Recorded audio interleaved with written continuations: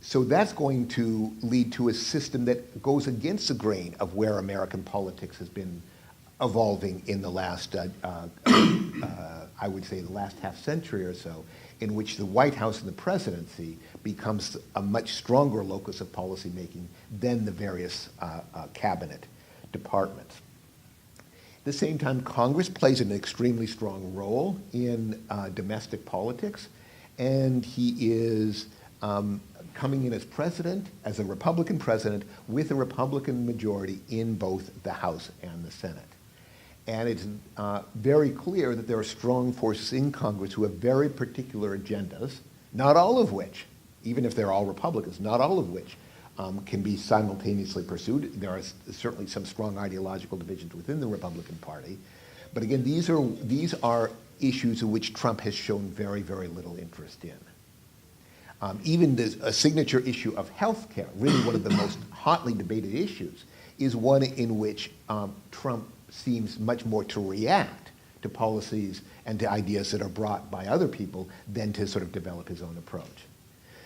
And the various Republican forces in Congress make very clear that a lot of what they see as doing is reversing not simply the Obama administration policies and issues like health care, but reversing half a century or more of American policies and programs that are in the realm of health and education,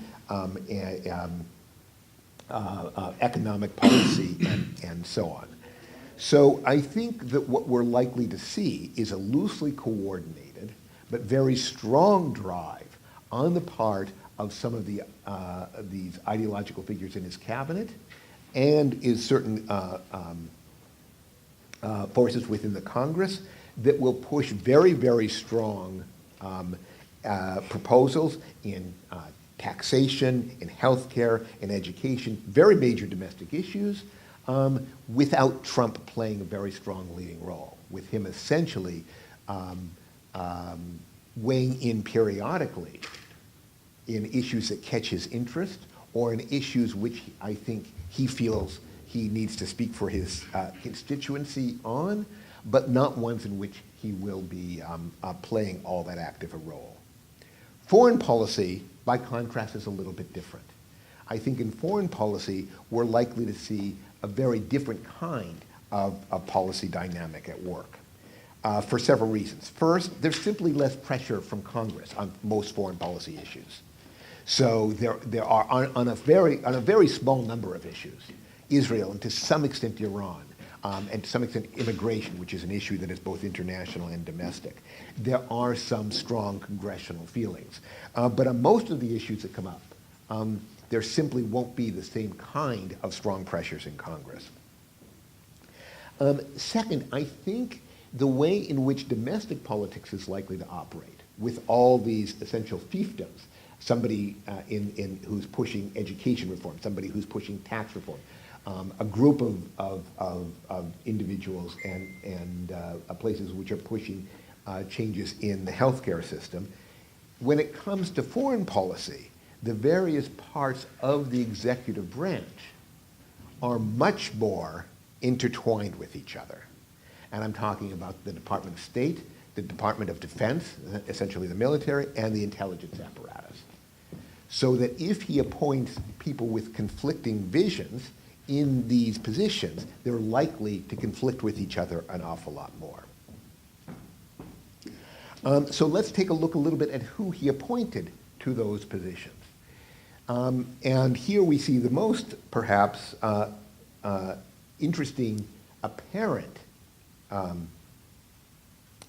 contrast, the Department of Defense and the Department of State. And I already made mention of this. The Department of Defense, he appointed a general. And once again, this is unusual in American terms. It's not completely unprecedented. It's, but the last time it was done was more than half a century ago. And it reminds me a little bit more of the system that I said has evolved in Egypt, in which ministers are expected to come. You know, the Minister of Justice is always a judge. The Minister of Defense is always a general. The Minister of Education is always an educator, and so forth and so on. So to pick somebody from the military itself and have them as Secretary of Defense, in essence means that somebody from within that institution, very much a product of that institution, is going to be leading the institution.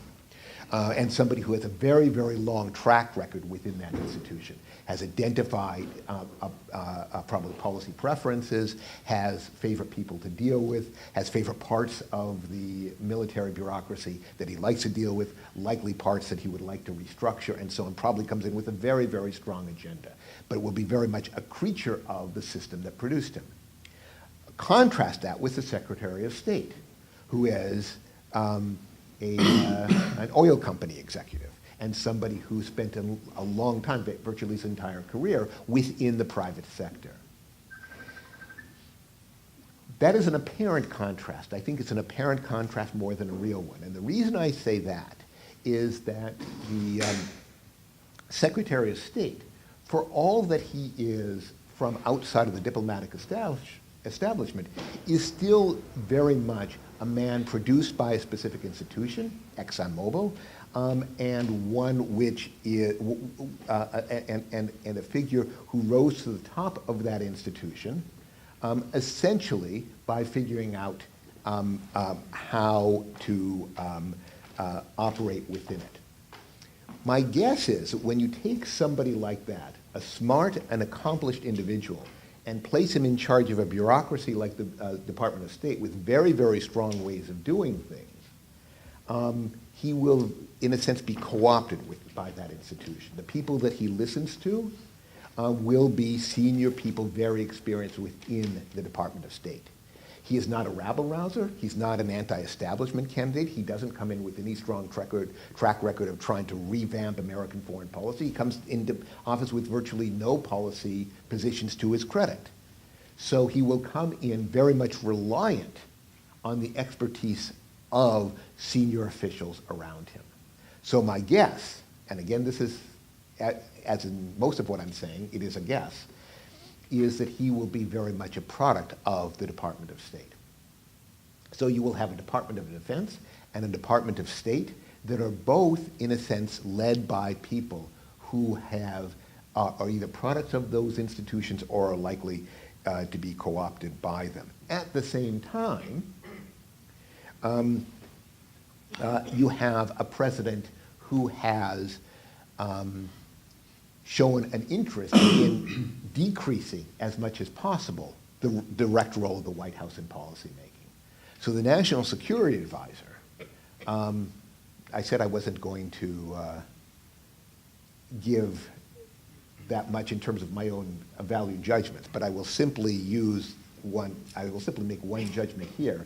He's probably the most frightening man in the Trump administration, is somebody who actually may not have that much power. He may be somebody who is reduced essentially to coordinating very, very strong cabinet-level agencies. So for that reason, I actually expect foreign policy to be an area in which Trump is going to have less widespread impact. I don't mean none. There are certainly ways in which Trump's approach departs very seriously from ways in which the United States has traditionally done business. I've said, for instance, the transactionalism, the bilateralism. On policy issues, there is his embrace of Russia. There is his attack on the intelligence community. There is his unusual reliance on figures with a military background. So there certainly is a distinctive Trump flavor to this, and there's certainly a way in which the way that he has of expressing himself through his famous tweets are ways in which I think diplomats will have to be coping with. But I think the institutions are likely to operate more strongly, even as his strong personality expresses itself in foreign policy. So fourth and finally, let me turn to the Middle East. I've just told you, in a sense, two contradictory things. Number one, Trump is like nothing we've ever seen before. And number two, in foreign policy, he may bring less change than we expect. How will this play play itself out? How will this sort of tension, Trump the wild card versus Trump, the figure likely to be co-opted by the establishment, how is it likely to play out in Middle East issues? Here again, we see, I think, some strong continuity of American policy in the post-World War II era. There certainly have been some times at which American political leaders have gone off in some distinctive directions. But if you were to take a look at the period since 1945 as a whole, you see a series of issues on which the United States policy has been fairly consistent. One is, I think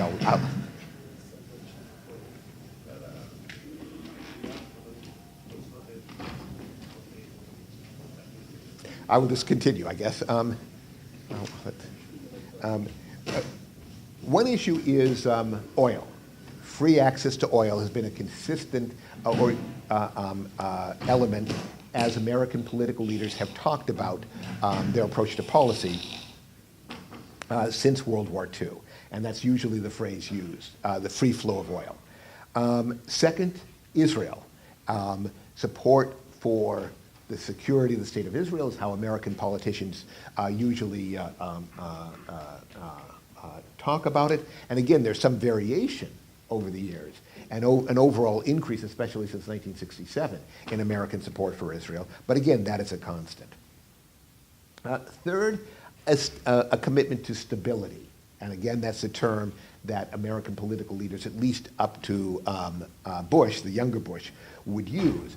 And by that, they generally meant a support for the existing state system in the Middle East and a resistance to any other power dominating the region, whether that was local. So, for instance, there was tension between the United States and Egypt under Nasser, or with the Islamic Republic of Iran, or whether it was international during the Cold War, seeing the Soviet Union as a threat. And finally, there's been a fairly strong tendency to view Middle Eastern issues through a security lens that, in essence, got the United States very much involved in the Middle East in security terms, but very rarely in terms of long-term commitment of American military forces. That is to say, the United States, for instance, with the Eisenhower Doctrine back in 1958, with the Carter Doctrine in 1980, regularly made security commitments involving the Middle East. But it very rarely had much of an appetite for sustained military action. Obviously, there are exceptions to this, and those exceptions have been ones which the United States has been dealing with since the Bush administration's decision to invade and occupy Iraq in 2003. But that invasion and occupation is one which I think the American foreign policy establishment came to see as a mistake, and one which the Obama administration was, in a sense, trying to reverse the repercussions of. So that is kind of the continuity. I don't see a Trump administration as necessarily departing in any of those. What about in specific issue areas? Let me just go through 6 of them and show why it is that I think the Trump administration talks very, very differently, but may act a little bit less differently than may initially appear. First, the Israeli-Palestinian conflict. I think you see a Trump, you might see a debate within a Trump administration that is different from the debates that have taken place in past administrations. Donald Trump has appointed as American ambassador to Israel an ambassador who is not simply uninterested in the settlement issue, but is an active promoter of the Israeli settlement enterprise in the West Bank, somebody who actively opposes a two-state solution. That's a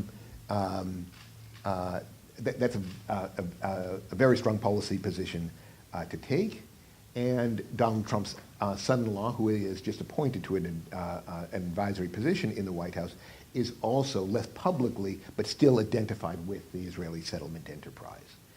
In essence, what I think that means is you're likely to see a Trump administration that does not resist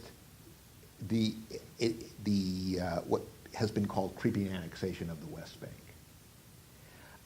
And that, in that sense, it is a departure from the Obama administration and a departure from U.S. policy anytime it has been enunciated since 1967. That said, while the United States has enunciated on sometimes some opposition to Israeli settlement policy, it really hasn't done anything about it. And the idea that the Trump administration does not support two-state diplomacy has an awful lot less impact in a world in which two-state diplomacy is dead.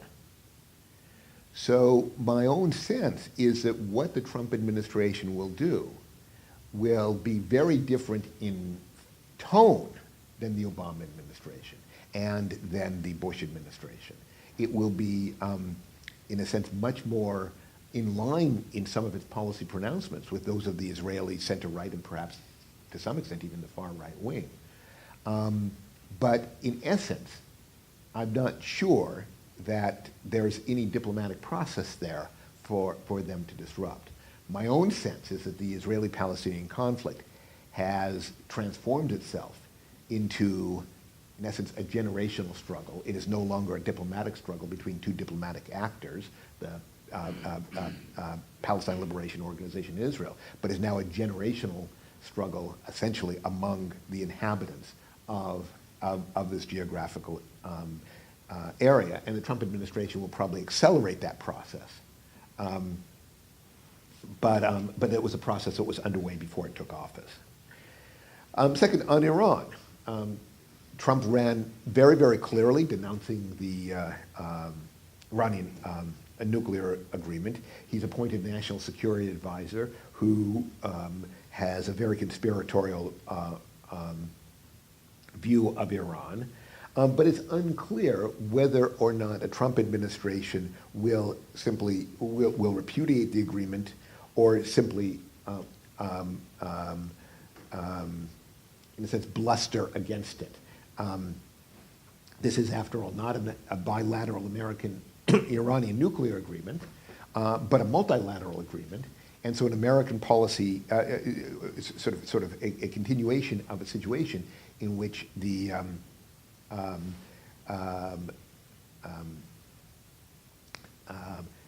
a president kind of talks tough but does very little is a distinct possibility. Third, on Islam.